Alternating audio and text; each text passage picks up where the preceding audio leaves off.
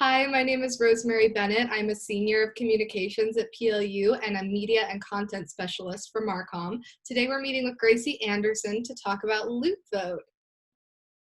Yes, hello, I'm Gracie. I'm the ASPLU President this year.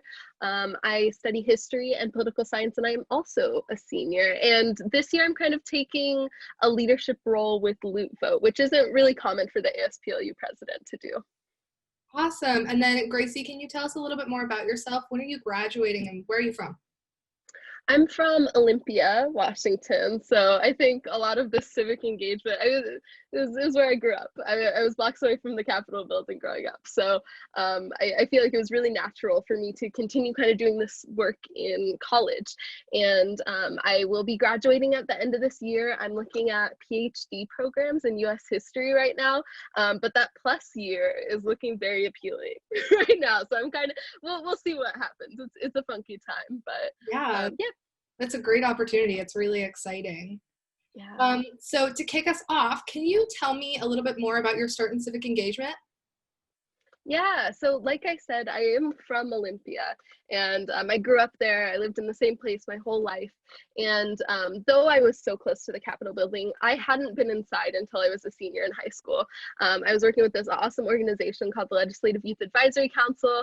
I was appointed by the Lieutenant Governor to be one of 24 students to work with the state legislature on issues that were important to young people.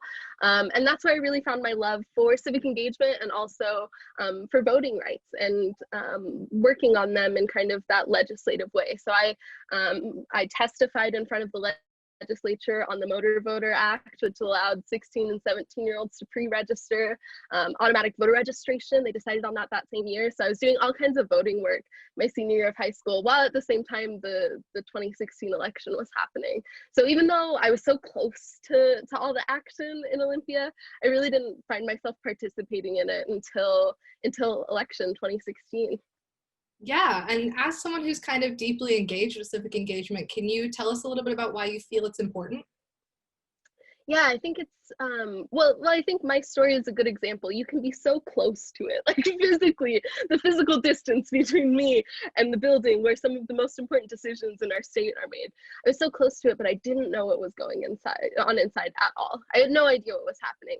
And then I learned more about the state legislature and the kind of powers that the state legislature had, and I started making connections in my head. I grew up with parents who both worked in public education, so I kind of grew up when I was a kid going to school board meetings, but I did not understand that had anything to do with civic engagement, that it had anything to do with voting or the government. And so right around that time, right before I got to PLU, I started making those connections between, the ways that I was being affected by the laws that were made and the decisions that were made at the local, state, and then of course the federal level too. So it all kind of came to a head at that point. And one thing that I think is really important for folks to know is what's going on in those spaces, what's going on in those rooms, who is allowed in those rooms and in those spaces. And once you start to learn about that, you can really start applying the morals, the things you care about, applying that in a civic way and helping to make a difference. Yeah, and for us as young students on a college campus, can you talk about why it's important for us to vote specifically? Yeah, so I think there's some misconceptions about voting, and in Washington State we're really lucky because we have an awesome mail-in ballot system. It's so easy and it's so quick, but it's actually really difficult for new college students to have access to that and to be registered and to have their information updated. When you're given the right to vote when you turn 18 years old, it is a weird time. You might be moving out of your house, you might be moving to college, you might be starting a job. Lots of things are changing. Folks are moving to Washington State. We have lots of PLU students from out of state. And so it's hard to stay up on your voting information. So I think that's one of the reasons why it's really important, is making sure everything's updated consistently, but also recognizing that, especially at PLU, where, our mission statement, service, leadership, inquiry, care, all of those things, voting is one tactic you can use to achieve those things. And in ASPLU and across campus, we talk a lot about diversity, justice, and sustainability. Those are values that guide everything we do. And when you think about DJS, voting again is one tactic that you can use to work towards those goals and to work towards things that are related to those values that we hold so close, I absolutely agree. And for some of our newer Lutes or our community members, can you explain what LuteVote is? Yeah, for sure. So LuteVote is looking a little different this year than it has in the past. So LuteVote is kind of a project of ASPLU. It started years ago, and we have a few directors in ASPLU who work on different kinds of projects. So we have a diversity director, a finance director, we have our sustainability director, and we have a PR director. And then our final director is the civic engagement director. This year, we don't have a civic engagement director, at least for the fall. So that's why I've kind of stepped into a leadership role with LuteVote. Traditionally, the civic engagement director oversees everything that LuteVote does. This includes voter registration. This includes get out the vote efforts. Right now, we're visiting lots of classes and telling them how to register to vote and how to turn in their ballot. So that kind of encapsulates a lot of what we're doing in LuteVote. We have 3 LuteVote assistants who are students who are hired to do about 5 hours of work a week to help us do all of these things. So we have, it's a big umbrella, but it also looks very different with COVID right now too. And I think that's where we're seeing some of the changes and the difference for LuteVote. Yeah, let's go ahead and talk about that. What are some of the things that have changed because of the pandemic? Yeah, well, one of our biggest events for LuteVote is Rock the Vote. And it's like this big concert and kind of a party. We're usually out in Red Square, or last year we were in the Scan Center. And it's an opportunity for a bunch of students who are just passing through to be engaged, and we can pull them into what we're doing. There's food, there's music, there are usually some speakers that are really awesome. And so that is going to look vastly different this year because it's going to be really hard to gather in a physical space. So right now we're coming up with all different ideas to, you know, have that food component, but maybe it looks a little bit different. Making sure we can still hear from like our county auditor and some local state officials. So we're adapting that right now and figuring out what that looks like. Ways to make sure folks are actually registering to vote. Usually we walk around with our paper registration forms and we're able to count how many people are registered or changing their address. It's impossible for us to track that right now. So a lot of it is just trying all the different tactics that we have in new and different ways. And I think it's going really well so far. Lots of professors have been willing to let us jump into their classes, and they'll post stuff on their Sakai site for us. That's been really successful, actually. Something kind of positive, I think, to come out of this is we've been able to actually engage with more people. Yeah, the internet is a huge thing, and one thing about with being on Zoom all the time is we're actually still really connected. Yeah, absolutely. So obviously it's late September at this point, and we're really, really close to November, the November election. Is it too late to register to vote? Something that's really cool about Washington State, and I love to brag about some of the cool voting things we have in place. So that year when I was working on the pre-registration and automatic voter registration, one of the things that passed was same-day voter registration. So we have same-day voter registration in Washington State, which is pretty unique and really cool. Up to a week before the election, you're allowed to register to vote online, virtually, or turn it like mail in voter registration form. Once you get to those last 7 days, you have to go in person to the county auditor's office in order to register, but it's still really easy and really accessible. So that's something that's super positive. As for other states who are not as lucky as Washington State, the deadlines are quickly approaching for registration in other places.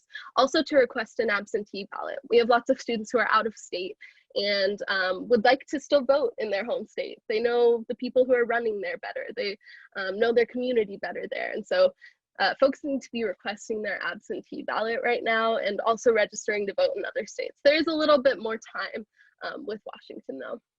Great, I know, aren't we so lucky? Yes. So do y'all have any upcoming events for LuteVote that you want to shout out?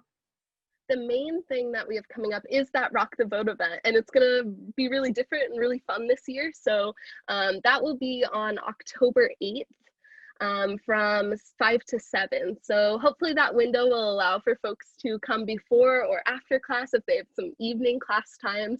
But we'll have some videos from like our county auditor and other speakers. We're also hoping to have some fun sort of snack things, so stay tuned for that. But I think it'll be a good time and also a good space to ask any questions. Right now, what I'm recommending to every single person I talk to is come up with a plan to vote. come up with a plan. Make sure you'll be receiving your ballot, make sure your registration's updated. And with the way that the USPS is right now and the mess that kind of is the Postal Service at this exact moment, I think it's really important to have a plan to turn your ballot in, drop it off at a drop box rather than mailing it in. I think that's a really smart decision. So we're going to be answering those questions at Rock the Vote. And then we'll also have some ballot drop box events the week before the election. So we've done this in the past. We have an unofficial ballot drop box. Folks can leave their ballot in there, and then we'll take it directly to the drop box at the Parkland Spanaway Library, which is our closest official drop box. We're saying lots of drop box. But yeah, we're able to actually deliver it for folks. So some of that will be coming up nearing election day. Great, that's really exciting. And then as far as the rest of the year, what are some other things that ASPLU is going to be focusing on after the election? Yeah, after the election, I can finally breathe and start diving into all the other things we're working on. Yeah, I mean, something that I'm really excited about this year is Carlos, my vice president, and I were really able to jump on committee appointments pretty early on. So ASPLU is able to appoint student representatives to the university and faculty committees, and we've filled almost every position. So to me, that was like our big win of the summer. We're also in the middle of Senate elections right now. It looks like we'll have a nearly full Senate. So we're going to be able to start working on the things that are important to Carlos and I. So one of those things that my main project this year, I'm trying to figure out how to start a student workers' rights commission. So this would be a space for students to go, learn about what their rights are as student workers, for our RAs, for our own workers and commons workers, making sure you understand how many hours can you work and what are some of the rules there. And also just a space for students to gather and talk about what work is like on campus, because I think our administration and lots of staff want to know how to make it a better experience for students. So we want to create kind of a hub for that. Carlos is also working on ways to restructure ASPLU as an organization. So we're doing lots of internal work this year as well. That's great. You got to keep the machine well oiled. Yes. Perfect. Well, is there anything you'd like to finish off saying? I'll let you have kind of the closing word.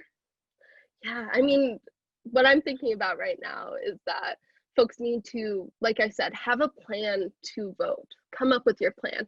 I tell everyone, whether or not you are a registered voter in Washington State, if you'd like to be one, go to vote.wa.gov. If you're already registered, you can put your name in there, you can put your birth date in there, you can learn about what's going to be on your ballot. You can actually print a ballot. Once we get closer to election day, you'll be able to print your own ballot off of there. Just become really familiar with the laws and with the rules for your state. So you can come up with a plan to turn in your ballot, because I want to make sure everyone has the opportunity to at least get their ballot in. And that's what we're really working towards with LuteVote this year. Great. Well, Gracie, it was wonderful talking to you today. Thank you for coming on. Yes, thank you so much, Rosemary. Absolutely. Bye. Take care.